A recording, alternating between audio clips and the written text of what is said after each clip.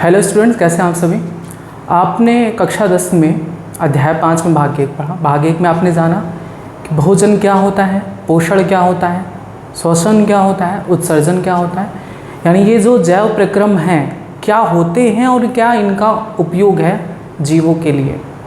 अब हम पढ़ेंगे भाग 2 में उसके आगे के टॉपिक के बारे में, जो कि होगा पोषण यानी न्यूट्रिशन।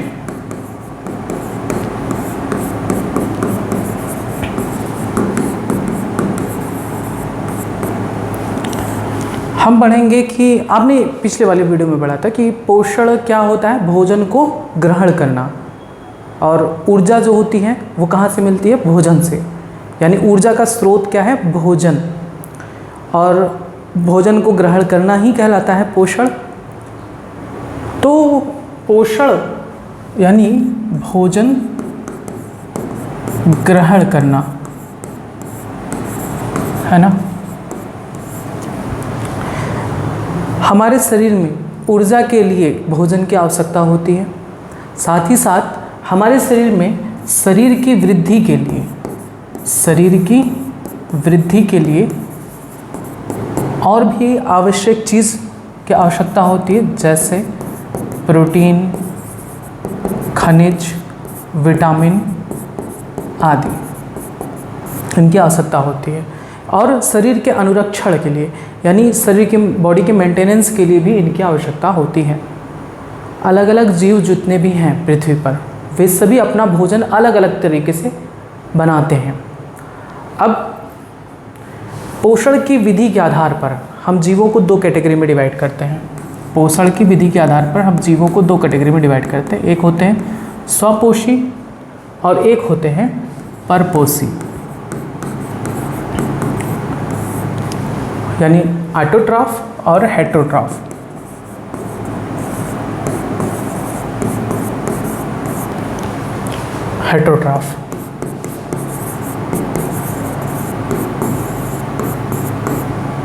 अब स्वपोषी जीव कौन होते हैं और परपोषी जीव कौन होते हैं।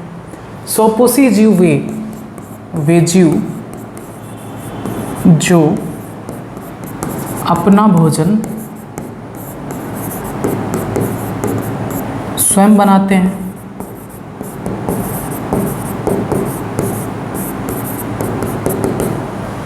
जैसे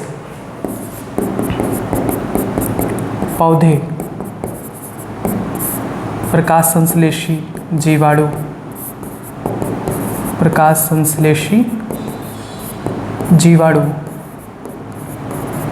रसायन संश्लेषी जीवाणु,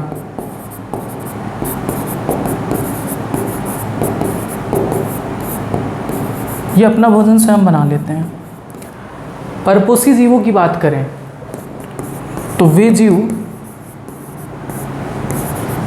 जो अपने भोजन के लिए अन्य जीवों को खाते हैं। अब वो जीव के चलने और ना चलने के आधार पर भी ये 2 प्रकार के होते हैं। जैसे जो घास खाते हैं वे होते हैं शाकाहारी, घास, पत्तियाँ, ये सब जो खाते हैं वो शाकाहारी, जैसे गाय, भैंस, बकरी, ये सभी क्या हैं, परपोषी जीव हैं। जो किसी अन्य जीवों को मारकर खाते हैं, यानी जो जीवों का मांस खाते हैं, वे क्या कहलाएंगे, मांसाहारी, जैसे सांप, बिल्ली, शेर आदि। तो मैंने आपको बताया ना कि भोजन जो जीव बनाते हैं या ग्रहण करते हैं, उनके आधार पर जीवों को हम 2 कैटेगरी में डिवाइड करते हैं। एक वे जो अपना भोजन स्वयं बना लेते हैं, खुद ब खुद अपने ही द्वारा बना लिया जाता है अकार्बनिक तत्वों से। किससे बनाते हैं ये अपना भोजन, अकार्बनिक तत्वों से बनाते हैं। अभी आपको डिटेल सब बताया जाएगा कैसे बनाते हैं। परपोषी जीव वो होते हैं जो अपना भोजन स्वयं बना नहीं पाते हैं, वे अपने भोजन के लिए किसी अन्य और जंतुओं को खाते हैं या घास को खाते हैं, मतलब पेड़ पौधों को खाते हैं, वे परपोषी जीव कहलाते हैं। अब बातें आती है हमें, सबसे पहले हम पढ़ेंगे स्वपोषी पोषण। स्वपोषी पोषण यानी ऑटोट्रॉफिक न्यूट्रिशन। Autotrophic nutrition. अभी सिर्फ आपको समझना है, लिखना कुछ नहीं है। स्वपोषी पोषण यानी ऑटोट्रॉफिक न्यूट्रिशन क्या होता है? तो कुछ ऐसे जीव होते हैं, मैंने आपको बताया, कुछ जीव अकार्बनिक तत्वों से अपना भोजन स्वयं बना लेते हैं। सिर्फ याद करना है, लिखना नहीं है। लिखना नहीं है, सिर्फ याद करना है। भोजन स्वयं बना लेते हैं। अब हम बात करें इसके एग्जाम्पल के बारे में, तो पौधा है, जीवाणु है, जिसके बारे में ऊपर मैंने बताया। हम पढ़ेंगे पौधे में कि आखिर ये पौधा किस प्रकार से अपना भोजन बनाता है। पौधे की बात करें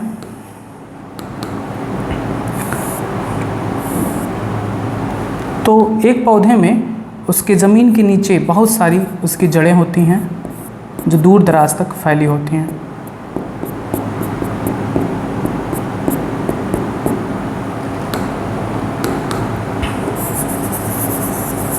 दूर दराज तक फैली होती हैं।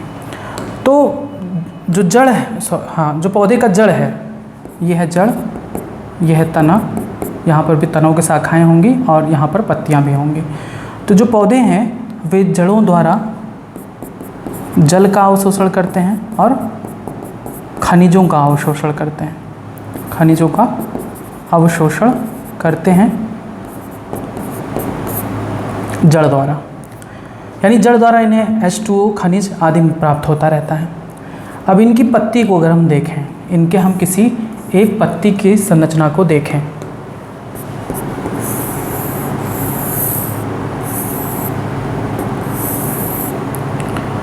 तो एक पत्ती में हम और इसका डिटेल देखें कोशिकीय स्तर पर, अगर हम इतने भाग को इसको काट कर देखते हैं तो हमें इसमें दिखाई देगी कोशिकाएं कुछ इस तरह से। एक तो इसमें पाई जाती हैं एपिडर्मिस, कभी कभी एपिडर्मिस पर क्यूटिकल की परत भी पाई जाती है।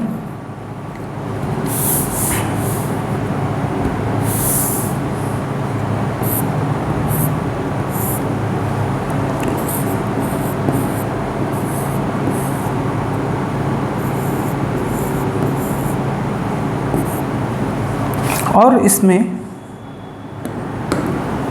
बहुत से कोशिकाओं का समूह होता है।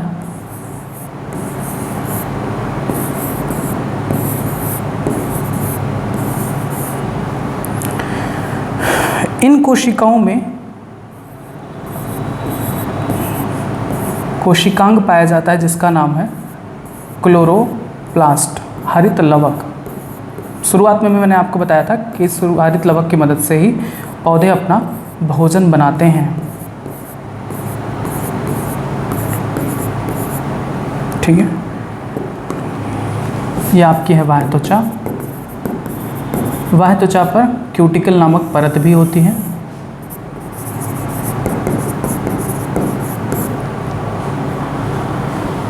यहाँ पर एक मुख्य प्रकार की कोशिका पाई जाती है जिसे हम कहते हैं द्वार कोशिका। और द्वार कोशिका द्वारा एक छिद्र बनता है जिसे कहा जाता है रंध्र, स्टोमेटा। ये जो छिद्र देख रहे हो ऊपर की तरफ नहीं, अधिकांश पौधों की बात करें तो अधिकांश पौधों में पत्तियों की निचली सतह पर छोटे छोटे छिद्र पाए जाते हैं। इन छिद्रों को कहा जाता है रंध्र, इंग्लिश में कहा जाता है स्टोमेटा। ये भी क्या है? रंध्र है। छोटे छोटे छिद्र पाए जाते हैं पत्तियों की निचली सतह पर जिन्हें हम रंध्र कहते हैं। रंध्र का खुलना और बंद होना उनकी बगल बगल की जो कोशिकाएं होती हैं उनके द्वारा निर्धारित होती हैं। इन कोशिकाओं को कहा जाता है गार्ड सेल्स। गार्ड सेल यानी हिंदी में से कहते हैं द्वार कोशिका। द्वार कोशिका ये कोशिका क्या कहलाएगी? द्वार कोशिका। ये कोशिका क्या कहलाएगी? द्वार कोशिका। तो द्वार कोशिका के द्वारा ही रंध्र के छिद्र खुलते हैं और बंद होते हैं, ठीक है। इस तरह से दो कोशिकाएं जब फूल जाती हैं तो छिद्र बंद हो जाता है और जब सिकुड़ती हैं तो खुल जाता है। ध्यान से समझना, यहाँ पर पाया जाता है हरित लवक। अब देखो, पौधे जल का अवशोषण तो कर लिए, पहले ये समझो कि पौधे भोजन बनाते कैसे हैं। भोजन के लिए इन्हें कच्ची सामग्री क्या चाहिए? भोजन के लिए कच्ची सामग्री क्या चाहिए? इन्हें चाहिए जल, इन्हें चाहिए कार्बन डाइऑक्साइड, ठीक है। तो ये जो कार्बन डाइऑक्साइड है, देखो जल तो यहाँ से मिल जा रहा, जड़ के माध्यम से इन्हें पत्तियों को जल यहाँ से मिल जा रहा है, क्योंकि ये जड़ जल को अवशोषित करती हैं और पत्तियों तक भेजती हैं। तो इस तरह से पत्तियों को जल मिल जाता है जड़ के द्वारा। कार्बन डाइऑक्साइड किस प्रकार से पौधों को मिलता है उसको समझना है। तो देखो, इनकी पत्ती के निचली सतह पर ऐसे छोटे छोटे छिद्र होते हैं, रंध्र होते हैं। इन्हीं रंध्रों के माध्यम से गैसों का आदान प्रदान होता है। CO2 अंदर प्रवेश करती है और जो ऑक्सीजन होता है वो बाहर निकलती है। किसके माध्यम से? पत्तियों की निचली सतह पर उपस्थित छोटे छोटे छिद्रों, रंध्र के माध्यम से, स्टोमेटा के माध्यम से। तो खाना बनाना है इनको, खाना कहाँ बनेगा इनका? पत्ती में बनेगा। तो खाना बनाने के लिए दाल चावल चाहिए ना, तो वो दाल चावल इनका क्या है? H2O है, कार्बन डाइऑक्साइड है। तो H2O कहाँ से मिलता है? जड़ द्वारा, यानी ज़मीन से, ये मृदा से ये जल को अवशोषण करते हैं और रंध्र के माध्यम से कार्बन डाइऑक्साइड को ग्रहण करते हैं। क्लियर? यानी इनको खाना बनाने के लिए सामग्री मिल गई इस तरह से। अब ये खाना बनता कैसे, इसको समझना है। तो देखो, CO2 मिल गया, जल मिल गया। अब देखो, इनकी जो कोशिकाएं हैं उनमें ढेर सारी क्या पाई जाती हैं? हरित लवक। हरित लवक, ठीक। ये कोशिकाएं कहाँ हैं? ये सब कोशिकाएं इसी पत्ती के अंदर हैं। हरित लवक में ही इनका खाना बनता है। कैसे? आइए दिखाते हैं। अगर आप हरित लवक की संरचना को देखें तो हरित लवक दोहरी कला युक्त कोशिकांग होती हैं, यानी इनमें दो कलाएं होती हैं, दो आवरण होती हैं। इनमें सिक्के के समान, ऐसे सिक्के के समान संरचना होती है जिसे थैलाकॉइड कहा जाता है। क्या कहते हैं? थैलाकॉइड। याद कर लीजिए नाम। सिक्के के समान संरचना होती है जिसे थैलाकॉइड कहा जाता है।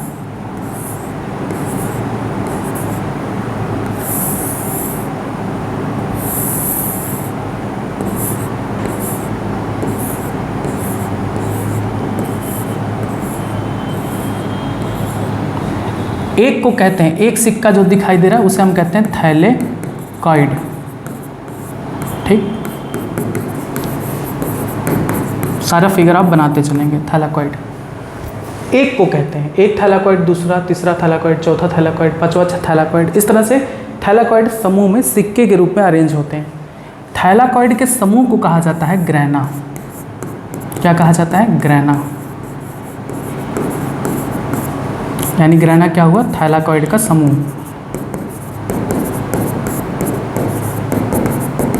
आपसे कोई पूछे ग्रैना क्या होता है? ग्रुप ऑफ थैलाकॉइड, यानी थैलाकॉइड के समूह को ग्रैना कहते हैं।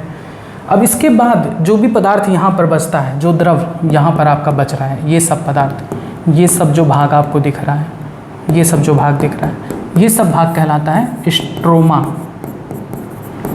स्ट्रोमा कहते हैं। बात समझ में आई? ये क्या है? पूरी संरचना हरित लवक है। हरित लवक। तो हरित लवक में आपने देखा दो मुख्य भाग होते हैं। ग्रैना होता है जो थैलाकॉइड से मिलकर बना होता है, और उसके बाकी बचे भाग को स्ट्रोमा कहते हैं।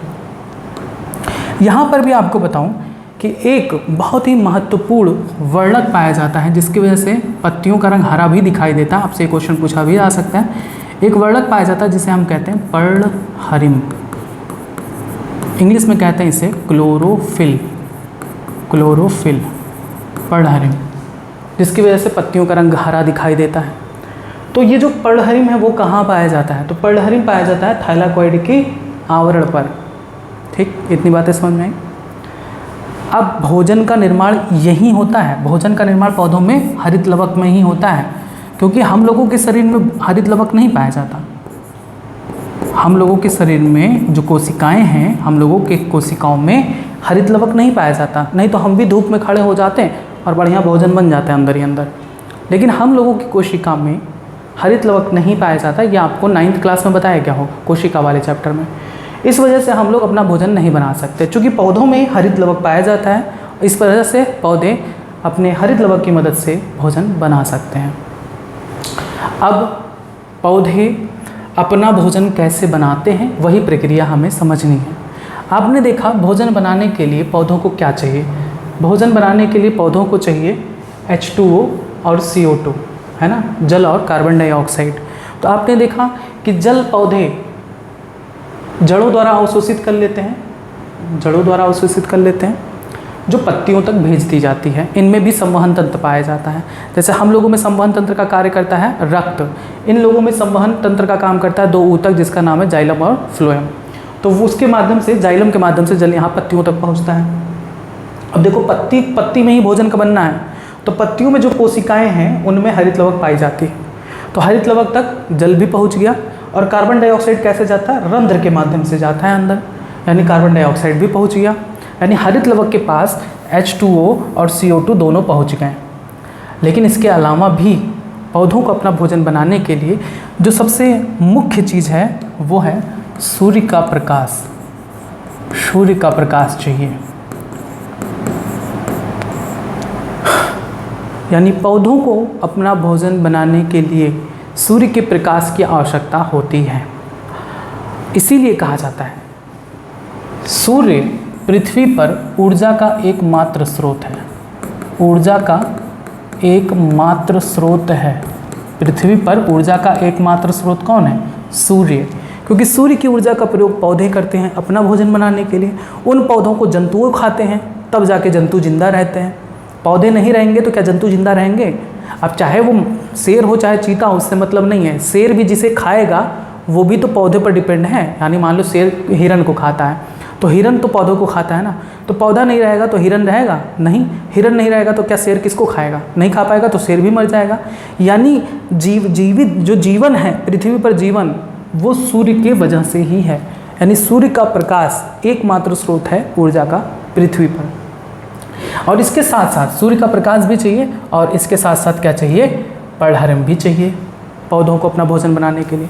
अब देखो होता क्या है, प्रकाश इस पूरी प्रक्रिया को, यानी भोजन अपना बनाते हैं पौधे, भोजन का निर्माण करते हैं। भोजन का निर्माण करते हैं किस प्रक्रिया की मदद से? प्रकाश संश्लेषण की मदद से। इसे कहते हैं प्रकाश संश्लेषण। पौधे अपना भोजन प्रकाश संश्लेषण द्वारा बनाते हैं, यानी फोटोसिंथेसिस द्वारा बनाते हैं। फोटोसिंथेसिस द्वारा अपना भोजन बनाते हैं, प्रकाश संश्लेषण द्वारा अपना भोजन बनाते हैं। अब प्रकाश संश्लेषण के मुख्य चरण क्या हैं? प्रकाश संश्लेषण के मुख्य चरण, पहला पर्णहरिम यानी क्लोरोफिल द्वारा प्रकाश ऊर्जा का अवशोषण। फिर दूसरा प्रकाश ऊर्जा को रासायनिक ऊर्जा में बदलना तथा H2O का हाइड्रोजन व ऑक्सीजन में अपघटन। तीसरा कार्बन डाइऑक्साइड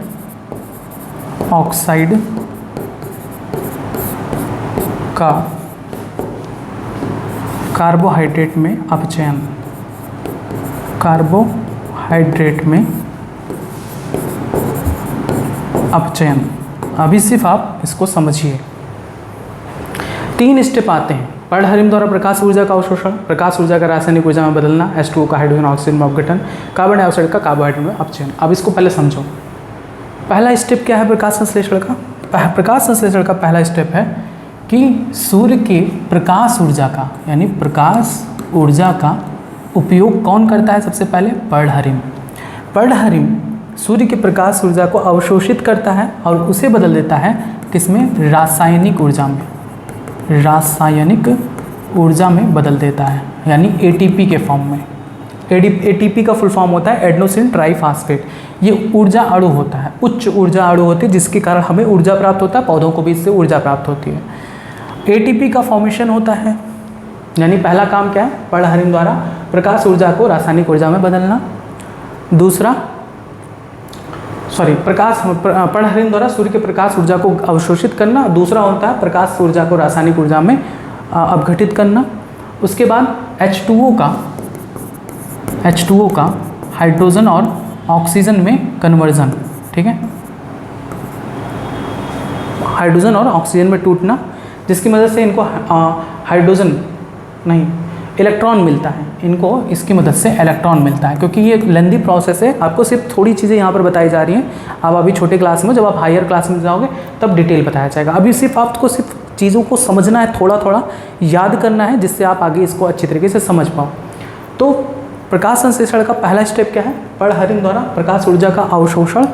दूसरा, प्रकाश ऊर्जा को रासायनिक ऊर्जा में बदलना, और उसके साथ साथ H2O को हाइड्रोजन और ऑक्सीजन में ब्रेक करना, जिससे इलेक्ट्रॉन इसको मिल सके। तीसरा, कार्बन डाइऑक्साइड को किस में बदलना? कार्बोहाइड्रेट में। कार्बोहाइड्रेट में। ये 3 प्रक्रिया है, यानी कार्बन डाइऑक्साइड से कार्बोहाइड्रेट के रूप में इनका भोजन बनता है। इनका भोजन क्या है?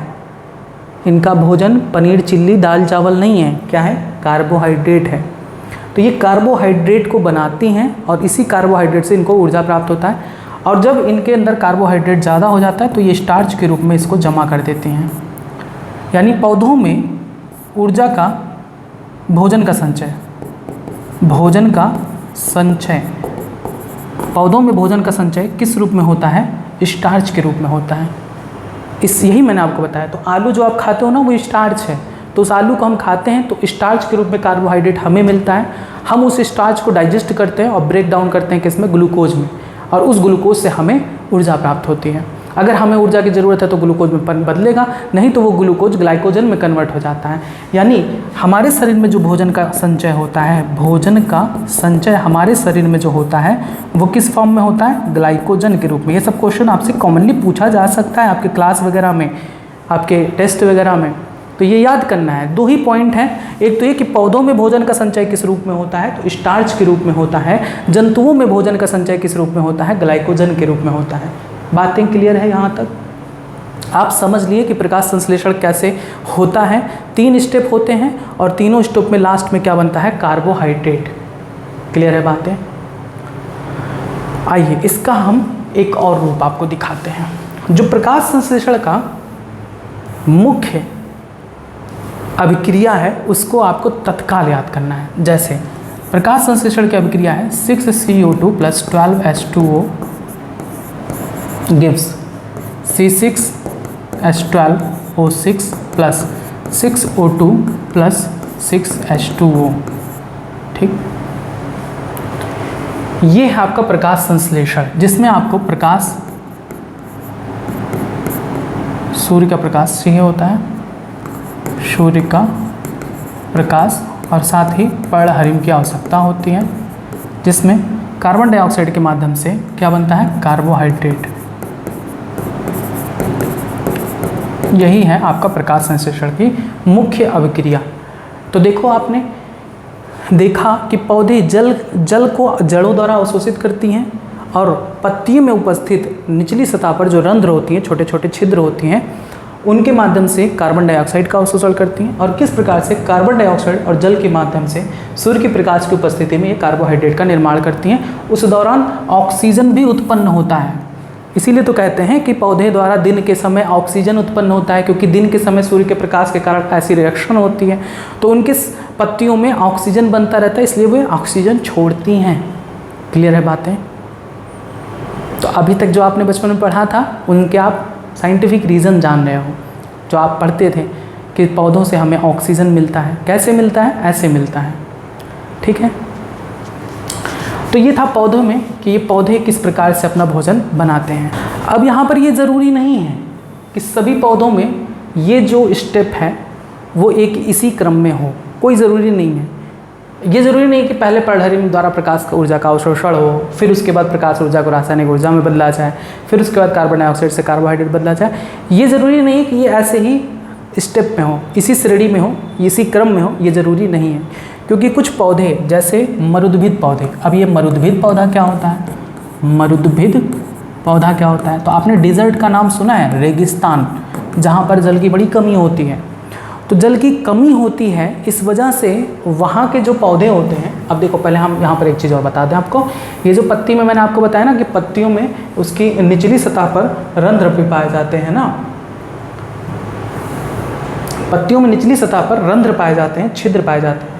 तो इन छिद्रों के माध्यम से कार्बन डाइऑक्साइड ऑक्सीजन का एक्सचेंज होता है। देखो ऑक्सीजन जो बनता है पत्ती में वो बाहर निकलता रहता है।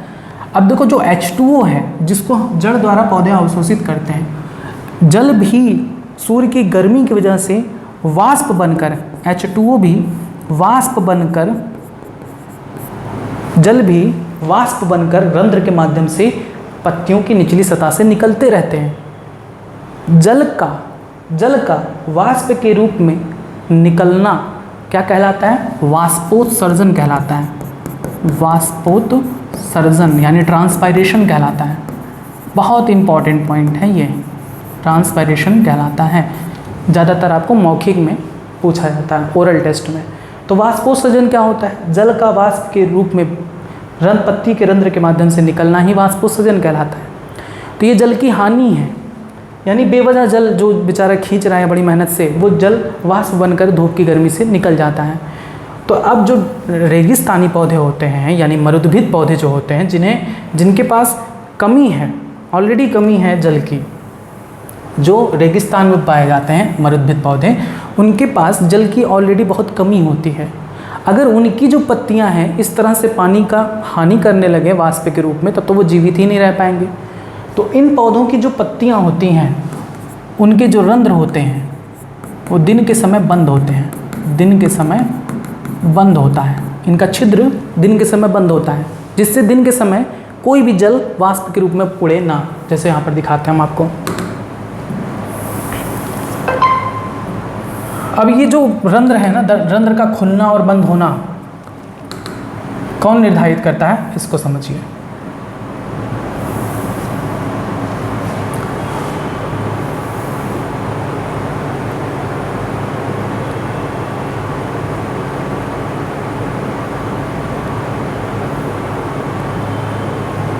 देखो ये रंध्र छिद्र हैं, ये रंध्र छिद्र हैं। तो रंध्र का खुलना और बंद होना कौन निर्धारित करता है? द्वार कोशिका। मैंने आपको बताया ना, रंध्र का खुलना और बंद होना कौन निर्धारित करता है? द्वार कोशिकाएं निर्धारित करती हैं। तो द्वार कोशिका दिन के समय रंध्र के छिद्र को बंद कर देती हैं। किस पौधे में? मरुद्भिद पौधे में। यहाँ के पौधों में नहीं, यहाँ के पौधों में तो जल बहुत है, तो जल वाष्प बनकर उड़ता रहता है, तभी बादल वादल बनता है जिससे वर्षा होती है। तो वो जल चक्र है, वो आगे आपको बताया जाएगा। लेकिन मरुद्भिद पौधों में चूँकि वो खुद ही ऐसी जगह पर पाए जाते हैं जहाँ पर जल की कमी होती है, तो दिन के समय जल की हानि ना हो पाए इसके लिए उनके रंध्र क्या होते हैं? बंद होते हैं। क्लियर है बातें? तब उनमें ये जो प्रोसेस है वो कैसे कैसे होता है, इसको समझिए। जो मरुद्भिद पौधे होते हैं, डिजर्ट में पाए जाने वाले जो पौधे होते हैं, उनके रंध्र दिन के समय बंद होते हैं। रंध्र कब खुलता है? तो रंध्र रात्रि में खुलता है, रात्रि में खुलता है।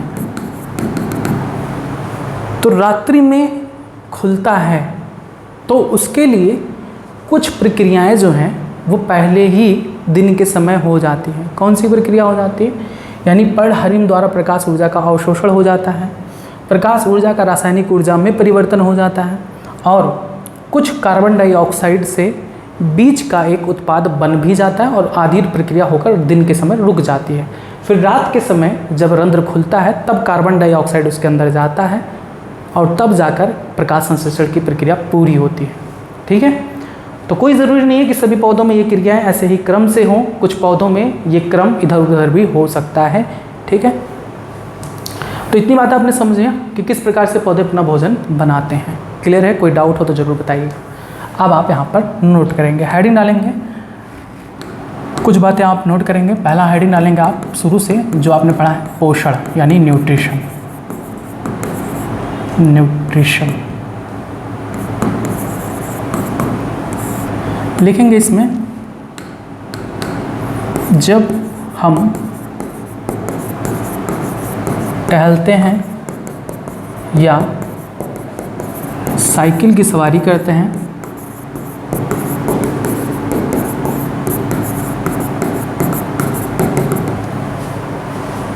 तो हमें ऊर्जा की आवश्यकता होती है, या उस स्थिति में जब हम कोई कार्य नहीं कर रहे होते हैं, नहीं कर रहे होते हैं तो भी शरीर के अनुरक्षण यानी मेंटेनेंस, अनुरक्षण यानी मेंटेनेंस के लिए ऊर्जा की आवश्यकता होती है। आगे लिखेंगे वृद्धि, विकास, प्रोटीन संश्लेषण,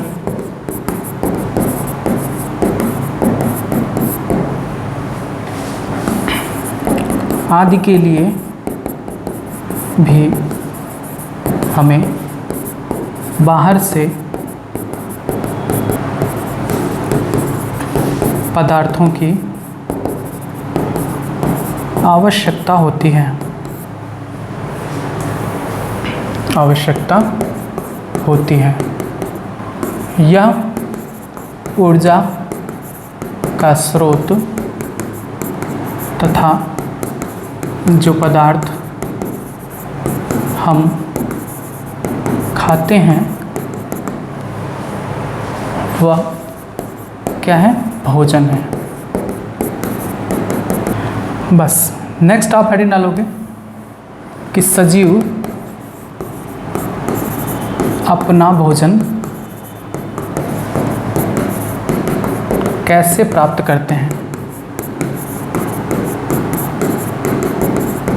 कैसे प्राप्त करते हैं। इसमें लिखेंगे सभी जीवों में ऊर्जा तथा पदार्थ की आवश्यकता समान होती है, यानी जो अलग जीवों को चाहिए वही चीज़ें सभी जीवों को चाहिए, समान होती है। यानी जल, कार्बन डाइऑक्साइड जैसे पौधों को चाहिए तो सभी पौधों को कार्बन डाइऑक्साइड, जल की आवश्यकता होती है, ऑक्सीजन की रिक्वायरमेंट होती है। अब कार्बोहाइड्रेट पौधे बनाते हैं तो उस कार्बोहाइड्रेट से पौधों को ऊर्जा प्राप्त होती है।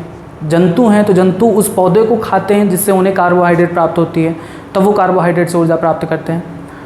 तो ऊर्जा और पदार्थ की आवश्यकता लगभग सभी जीवों में एक ही समान होती है, लेकिन इनको ग्रहण करने की विधि अलग अलग होती है। जैसे आपने देखा कुछ पौधे अपना भोजन स्वयं बना सकते हैं, लेकिन कुछ जीव ऐसे होते हैं जो दूसरे जीवों को मारकर अपना भोजन प्राप्त करते हैं। तो यहाँ पर आप लिखेंगे कि लेकिन इसकी आपूर्ति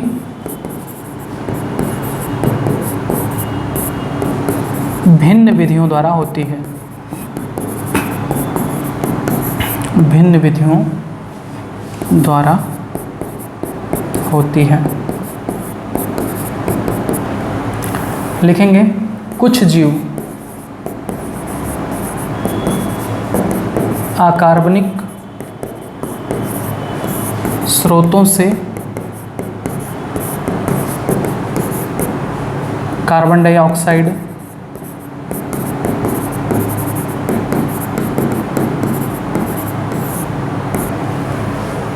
तथा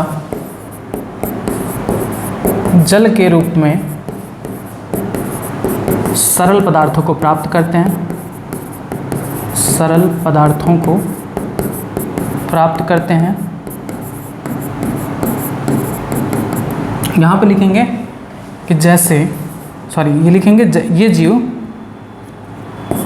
जीव स्वपोषी होते हैं, ये जीव स्वपोषी होते हैं।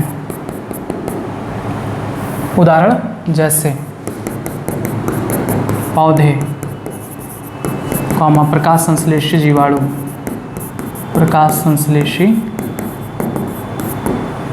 जीवाणु। अगले लाइन से लिखेंगे कि अन्य जीव जटिल पदार्थों का उपयोग करते हैं, जटिल पदार्थों का उपयोग करते हैं। यानी जो अन्य जीव जंतु हैं वो इनको खाते हैं तो उनको जटिल पदार्थ मिलता है, स्टार्च मिलता है, तो उनका कन्वर्जन करना पड़ता है सरल यौगिकों में, यानी कार्बोहाइड्रेट में, जैसे ग्लूकोज वगैरह में। तो यहाँ लिखेंगे कि इन जटिल पदार्थों को सरल पदार्थों में खंडित करना अनिवार्य है। जैसे मैंने आपको बताया था ना कल कि हम लोग जो भी खाना खाते हैं उसके बाद हम उसको पचाते हैं, तो पचाने का मतलब होता है जो हम खाना खाते हैं वो जटिल पदार्थ होता है, पचाते हैं का मतलब होता है उस जटिल पदार्थ को सरल पदार्थों में तोड़ना। तो लिखेंगे कि पदार्थों को सरल पदार्थों में खंडित करना अनिवार्य है, जिससे ये जीव के संरक्षण व वृद्धि में उपयोग हो सके। अब आखिर ये जो जटिल जीव हैं, जटिल पदार्थ हैं, वो सरल पदार्थ में कैसे कन्वर्ट होते हैं? तो कोई भी जटिल पदार्थ है, जटिल पदार्थ वो सरल पदार्थ में तोड़ा जाता है किसकी मदद से? एंजाइम की मदद से। किसकी मदद से? एंजाइम की मदद से। एंजाइम की मदद से। जैसे स्टार्च है तो स्टार्च का कन्वर्जन हमारे जो सलाइवा है उस सलाइवरी एमाइलेज की मदद से होता है। एमाइलेज की मदद से वो माल्टोज में टूटता है। ठीक है, तो जटिल पदार्थों का सरल पदार्थों में जो कन्वर्जन है, अपघटन है, वो एंजाइम के माध्यम से होता है। तो नेक्स्ट पॉइंट लिखेंगे, इसे प्राप्त करने के लिए जीव जैव उत्प्रेरक का उपयोग करते हैं, जिसे एंजाइम कहा जाता है। एंजाइम कहा जाता है। लिख सकते हैं, अतः विषमपोषी जीव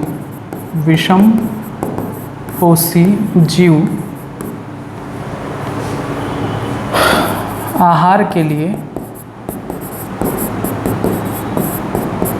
प्रत्यक्ष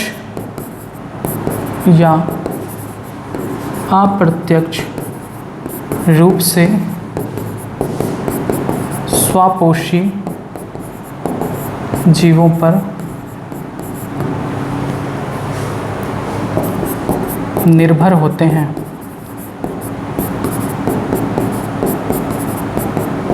जैसे कवक व जंतु। ठीक, ये भी संपोषित जीव होते हैं जो अपना भोजन दूसरे जीवों से प्राप्त करते हैं, उससे वे एंजाइम के माध्यम से सरल यौगिक के रूप में उसे प्राप्त करते हैं और उसका उपयोग करते हैं।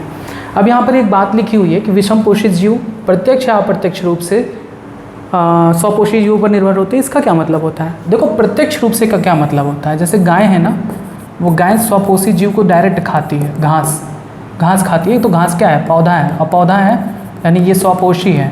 तो स्वपोषी पर क्या है? प्रत्यक्ष रूप से डिपेंड है, यानी डायरेक्टली उसे खा रहा है तो प्रत्यक्ष रूप से डिपेंड है। लेकिन अगर आप देखो शेर को, तो शेर किसको खाता है? गाय को। तो गाय से तो ये प्रत्यक्ष रूप से भोजन प्राप्त करता है, लेकिन स्वपोषी जीव से कैसे? अप्रत्यक्ष रूप से। यानी शेर भी अप्रत्यक्ष रूप से किस पर डिपेंड होता है? पौधों पर डिपेंड होता है अप्रत्यक्ष रूप से। भले ही शेर घास को नहीं खाता है ना, लेकिन घास किसके लिए ज़रूरी है? गाय के लिए ज़रूरी है। तो गाय के लिए ज़रूरी है, अगर गाय घास खाएगी तभी शेर को मिलेगा। यहाँ पर ये चीज़ हटा देते हैं, बड़ा गंदा लग रहा है सुन के। यहाँ पर हम बकरी कर देते हैं या हिरन कह देते हैं, ठीक है। तो बकरी या हिरन की बात करें तो बकरी या हिरन घास को खाती हैं, तब इनका शरीर मोटा तगड़ा होता है, तब शेर इसको खा पाता है ना। तो प्रत्यक्ष रूप से तो इस पर डिपेंड है, लेकिन अप्रत्यक्ष रूप से देखा जाए तो पौधे पर डिपेंड भी, ये भी पौधे पर डिपेंड है अप्रत्यक्ष रूप से, ठीक। क्योंकि घास नहीं रहेगा तो बकरी नहीं रहेंगे, बकरी नहीं रहेंगे तो शेर भी नहीं खा पाएंगे। इसलिए पूरी पृथ्वी पर सूर्य एकमात्र ऊर्जा का स्रोत है जिसका उपयोग पौधे करते हैं। उन पौधों से ही पूरे विश्व के जितने भी जीव जंतु हैं वो अपना भरण पोषण करते हैं। यानी अगर सूर्य का प्रकाश नहीं रहा तो पौधे नहीं रहेंगे, पौधे नहीं रहे तो सारे जंतु नहीं पाए जाएंगे। अगर मान लो सूर्य का प्रकाश है और सारे पौधे नष्ट हो जाएं तो भी बहुत से जीव जंतु नष्ट हो जाएंगे। अब उसके बाद हम देखेंगे नेक्स्ट, जो कि है स्वपोषी पोषण। समझ तो आपने लिया है, स्वपोषी पोषण को बस लिखना है। स्वपोषी पोषण यानी ऑटोट्रॉफिक न्यूट्रिशन। स्वपोषी पोषण क्या होता है? लिखेंगे स्वपोषी जीव की कार्बन व ऊर्जा की आवश्यकता प्रकाश संश्लेषण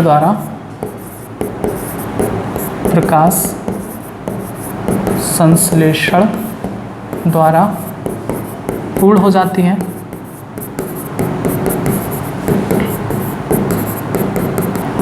यह वह प्रक्रम है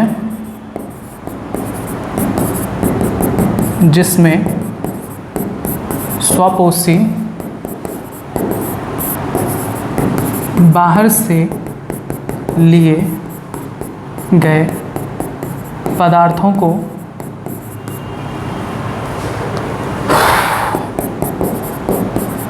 ऊर्जा संचित रूप में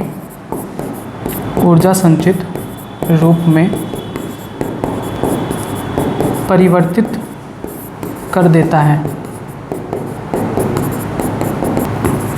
लिखेंगे ये पदार्थ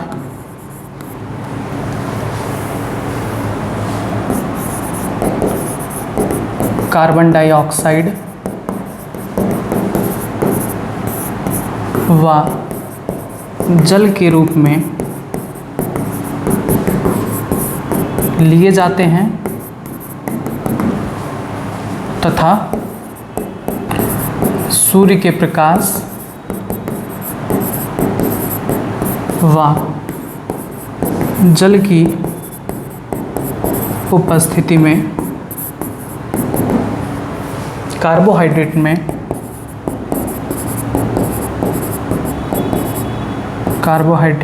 में परिवर्तित कर दिए जाते हैं। आगे लिखेंगे कार्बोहाइड्रेट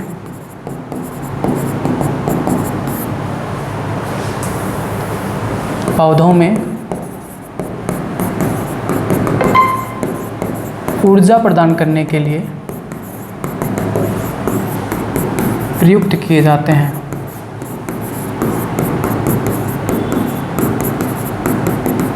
फिर लिखेंगे कि जो पदार्थ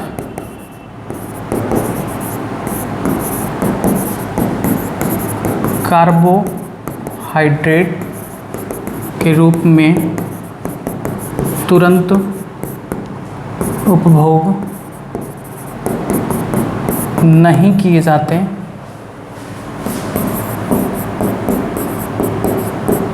उन्हें मंड यानी स्टार्च के रूप में संचित कर लिया जाता है, संचित कर लिया जाता है। यानी जो भी कार्बोहाइड्रेट होता है, अगर उसका उपभोग हो रहा है पौधे में तो ठीक है, अगर उपभोग नहीं हो रहा है उस कार्बोहाइड्रेट का, तो उस कार्बोहाइड्रेट को स्टार्च के रूप में परिवर्तित कर संचित कर लिया जाता है। यानी पौधों में भोज्य पदार्थ का संचय किस रूप में होता है? मंड यानी स्टार्च के रूप में। और आपने अभी ये भी पढ़ा है कि जंतुओं में भोज्य पदार्थ का संचय किस रूप में होता है? ग्लाइकोजन के रूप में। तो ये भी आप ब्रैकेट में लिख लीजिए ऐसे कि जंतुओं में भोज्य पदार्थ का संचय किस रूप में होता है? ग्लाइकोजन के रूप में, ग्लाइकोजन के रूप में होता है। क्लियर बात? अब यहाँ पर आप रिएक्शन लिखेंगे 6CO2 plus 12H2O in the presence of sunlight, यानी सूर्य का प्रकाश, और क्लोरोफिल क्या बनता है? याद कर लीजिए C6H12O6 यानी ग्लूकोज, प्लस यहाँ पर ग्लूकोज नहीं लिखेंगे, कार्बोहाइड्रेट लिखेंगे। होता तो ये फॉर्मूला ग्लूकोज का ही है, लेकिन अभी आप कार्बोहाइड्रेट को समझो। प्लस 6O2 प्लस 6H2O, ठीक है, 6H2O। ये आप रिएक्शन लिखेंगे। उसके बाद अगले चरण से लिखोगे, अगले लाइन से, कि प्रकाश संश्लेषण का प्रक्रम निम्न चरणों में संपन्न होता है। पहला,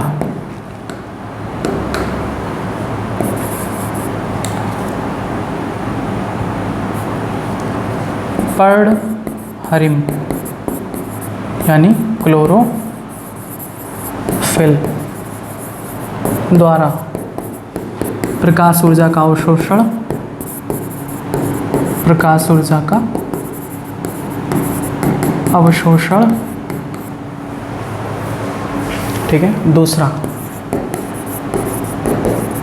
प्रकाश ऊर्जा का रासायनिक ऊर्जा में रूपांतरण तथा जल का हाइड्रोजन व ऑक्सीजन में अपघटन। तीसरा, कार्बन डाइऑक्साइड का कार्बोहाइड्रेट में अपचयन। ये 3 स्टेप आपके होते हैं। अब यहाँ पर आप चाहो तो जो फिगर मैंने आपको बनवाया है, ये फिगर आप यहाँ पर बना सकते हो अपनी कॉपी में। आप ये फिगर वहाँ पर बना सकते हो, ठीक है। आइए उसके बाद आते हैं। फिगर बनाने के बाद आप लिखेंगे कि पत्ती की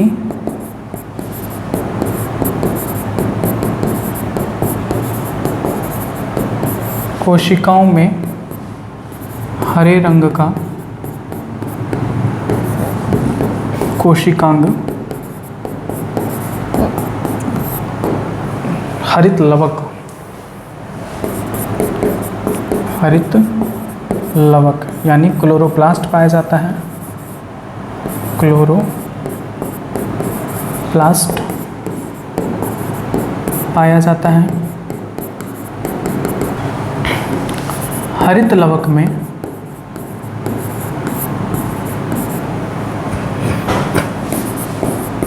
पर्णहरिम यानी क्लोरोफिल उपस्थित होता है।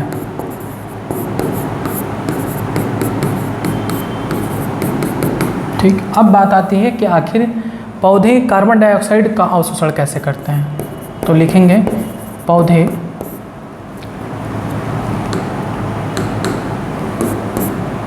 कार्बन डाइऑक्साइड को कैसे प्राप्त करते हैं।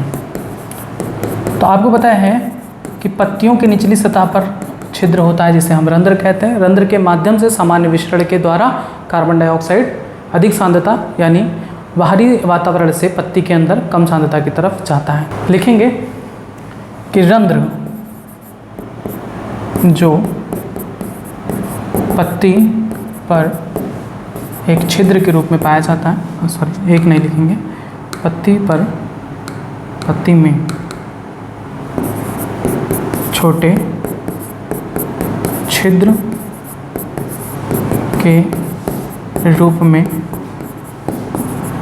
पाया जाता है। प्रकाश संश्लेषण के लिए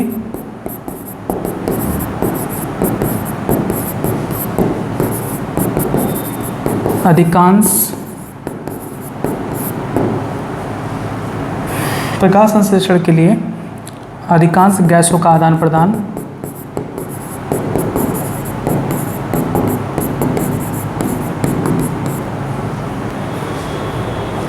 रंध्र के द्वारा ही होता है।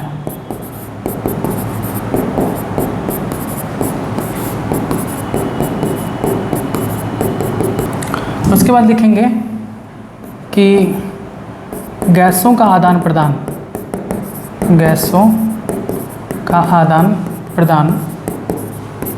कुछ मात्रा में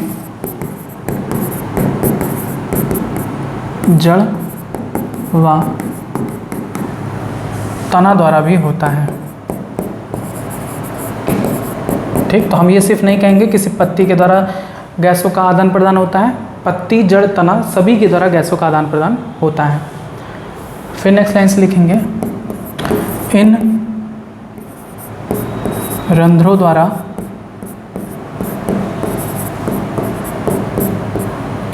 द्वारा जल का वाष्प के रूप में हानि भी होती है जिसे वाष्पोत्सर्जन कहा जाता है।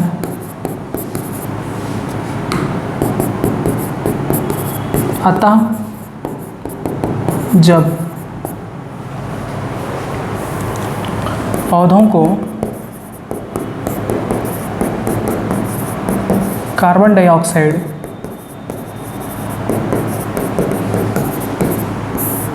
की आवश्यकता नहीं होती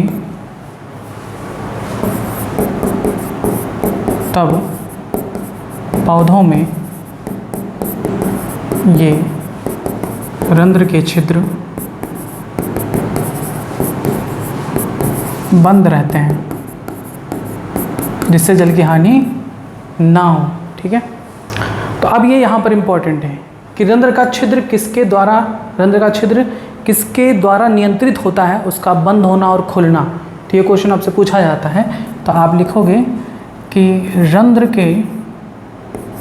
रंध्र के खुलने व बंद होने का नियंत्रण किसके द्वारा होता है? द्वार कोशिकाओं के द्वारा।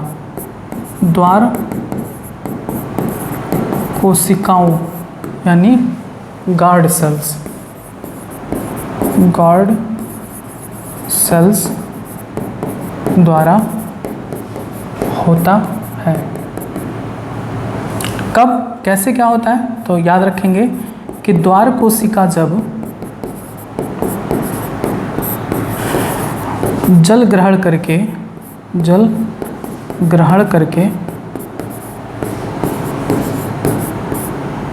फूल जाती है तब रंध्र का छिद्र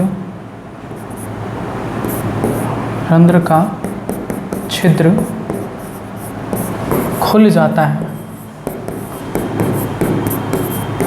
तथा जब द्वार कोशिका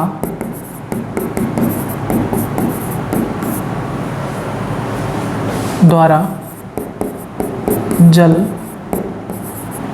बाहर निकाल दिया जाता है तब द्वार कोशिका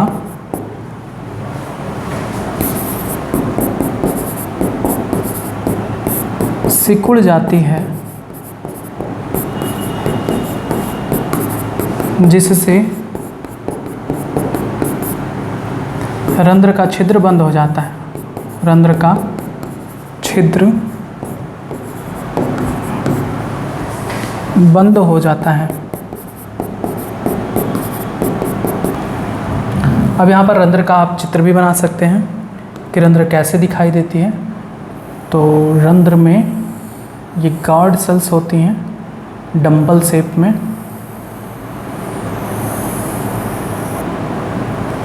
इनको चारों तरफ एपिडर्मल सेल होता है।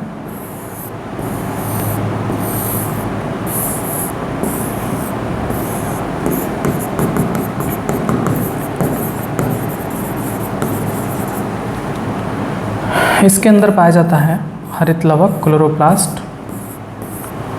उसके बाद इनमें न्यूक्लियस भी पाया जाता है।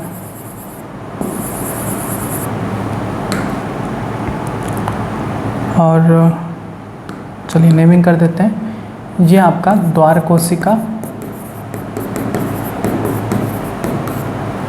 अभी रंध्र क्या लिखेंगे? रंध्र खुला हुआ, क्योंकि यहाँ पर रंध्र खुला है। ये है रंध्र का छिद्र, जिसके माध्यम से कोई भी गैस के अणु अंदर बाहर जाते हैं। रंध्र यानी स्टोमेटा। और उसके बाद ये आपका केंद्रक, यह है हरित लवक। ठीक, ये हो गया खुला हुआ रंध्र। अब यहाँ पर एक और फिगर बना लीजिए, बंद वाला। तो बंद होता है तो कुछ इस तरह से दिखाई देता है।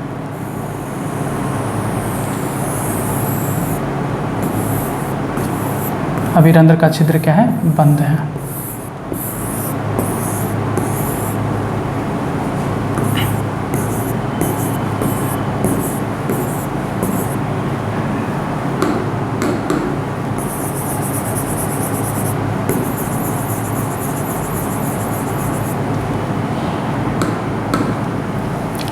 ये हो गया आपका एपिडर्मल सेल। ये हो गया द्वार कोशिका। रंध्र अभी बंद है तो आप लिखोगे रंध्र बंद। ठीक, ये आपका केंद्रक, ये है हरित लवक। इस तरह से फिगर बना लीजिए। तो जो छिद्र होता है वो ये होता है, इसे हम कहते हैं रंध्र या स्टोमेटा। अब यहाँ पर नेक्स्ट लाइन से लिखेंगे कि आखिर पौधे जल का अवशोषण, जल की आपूर्ति कैसे करते हैं। पौधे जल की आपूर्ति कैसे करते हैं? तो लिखेंगे स्थलीय पौधे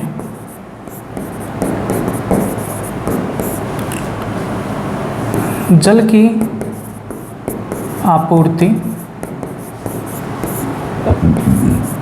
मृदा में उपस्थित जल को अवशोषित, जल को जड़ों द्वारा, जल को जड़ों द्वारा अवशोषित कर पूरी करते हैं। आगे लिखेंगे कि नाइट्रोजन, फास्फोरस जैसे खनिज, नाइट्रोजन, फास्फोरस, लोहा, मैग्नीशियम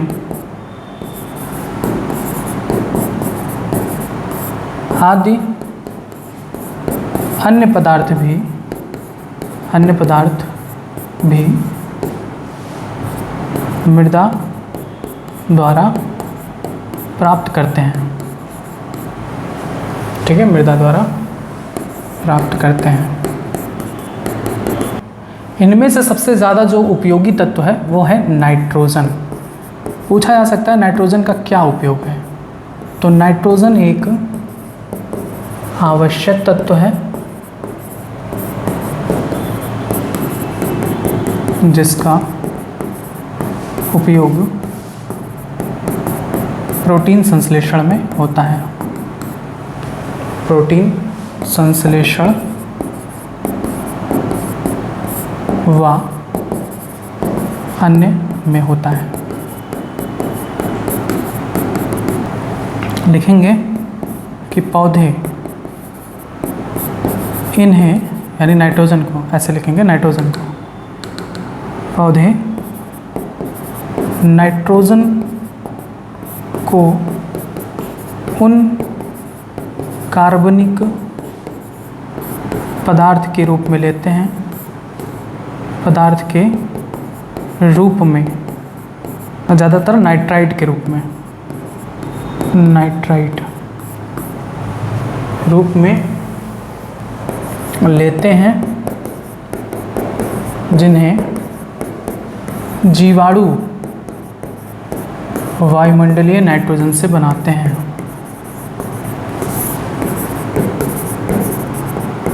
नाइट्रोजन से बनाते हैं, क्योंकि पौधे सीधे ही नाइट्रोजन का अवशोषण वायुमंडल से नहीं कर सकते, जबकि वायुमंडल में नाइट्रोजन की प्रतिशतता 78% है, 78% नाइट्रोजन पाई जाती है, तब भी पौधे नाइट्रोजन को सीधे ही वातावरण से नहीं ले सकते।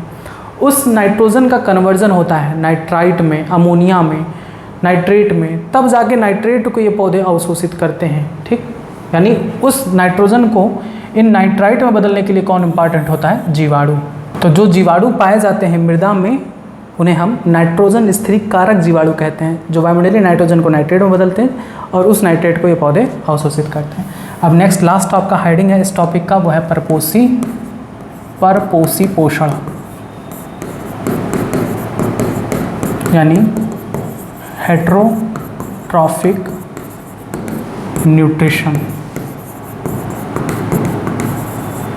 हेटेरोट्रॉफिक न्यूट्रिशन, इसमें लिखेंगे भोजन के स्वरूप, भोजन के स्वरूप व उपलब्धता के आधार पर पोषण विभिन्न प्रकार के हो सकते हैं।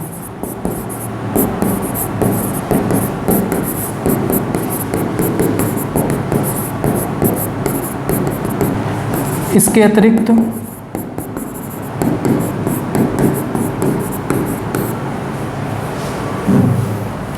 या जीव द्वारा भोजन को ग्रहण करने के आधार पर भी भिन्न हो सकता है।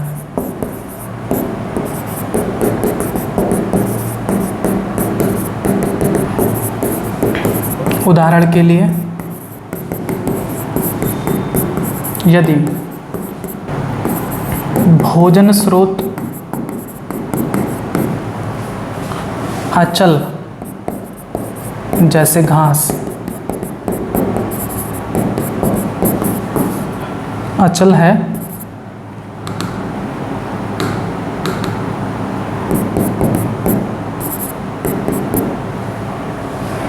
या गतिशील जैसे हिरण, दोनों प्रकार के भोजन के अभिगम का तरीका भिन्न भिन्न है, तथा गाय व शेर के लिए ये क्रमशः भोज्य सामग्री हैं। यानी गाय घास को खाता है और शेर हिरण को। अब इसमें आपको कुछ चीज़ें बताई जाएंगी कि कुछ जीव ऐसे होते हैं जो भोजन को तोड़ते मरोड़ते हैं शरीर के बाहर। जैसे मान लो कि यहाँ पर एक ब्रेड का टुकड़ा पड़ा हुआ है, ठीक है, ब्रेड का टुकड़ा पड़ा हुआ है, तो इस ब्रेड के टुकड़े पर कवक उग गया, कवक। तो ये कवक क्या करता है, अब इस भोजन को बाहर ही तोड़ेगा, खूब तोड़ देगा। जटिल पदार्थ है, स्टार्च का बना हुआ है, तो इसे कार्बोहाइड्रेट ग्लूकोज वगैरह में तोड़ेगा और तब उसका अवशोषण करता है। तो ये जीव शरीर के बाहर होता है। लेकिन कुछ जीव ऐसे होते हैं जो इस भोजन को सीधे खा लेते हैं, जैसे हम लोग इसको खाते हैं और अंदर इसको तोड़ते हैं। भोजन का अपघटन शरीर के अंदर होता है, और कुछ जीव शरीर के बाहर ही इसे तोड़ते हैं, ठीक। तो यहाँ पर लिखेंगे अगले लाइन से, कुछ जीव भोज्य पदार्थों का विघटन शरीर के बाहर ही कर देते हैं और तब उनका अवशोषण करते हैं। जैसे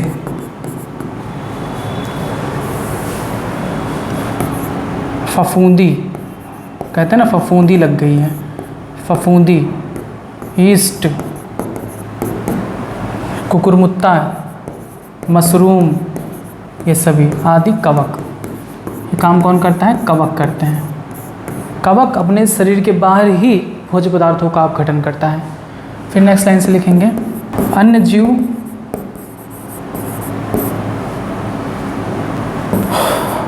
भोज्य पदार्थों का को अंतर्ग्रहण करते हैं, अंतर्ग्रहण करते हैं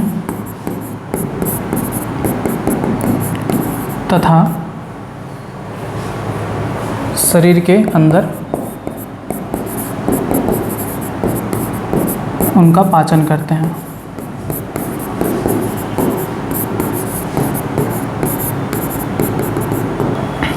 बस यहाँ तक आज आपको पढ़ना था, यानी स्वपोषी पोषण और परपोषी पोषण क्या होता है उनके बारे में आपने समझा और उनके बारे में आपने लिख लिया।